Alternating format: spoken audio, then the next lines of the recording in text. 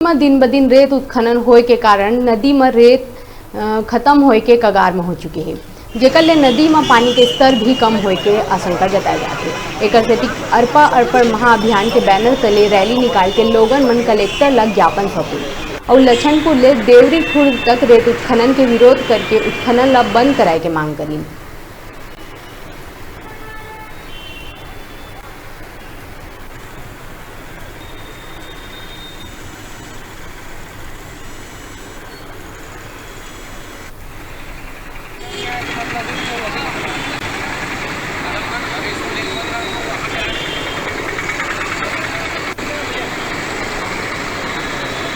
मैया में जिन अवैध उत्खनन होते या अवैध उत्खनन हुआ थे एकर विरोध हम करत हन, चाहे अवैध हो चाहे अवैध हो, दोनों तरह के उत्खनन जो है लछनपुर से लेके देवरी खुर्द तक नहीं होना चाहिए।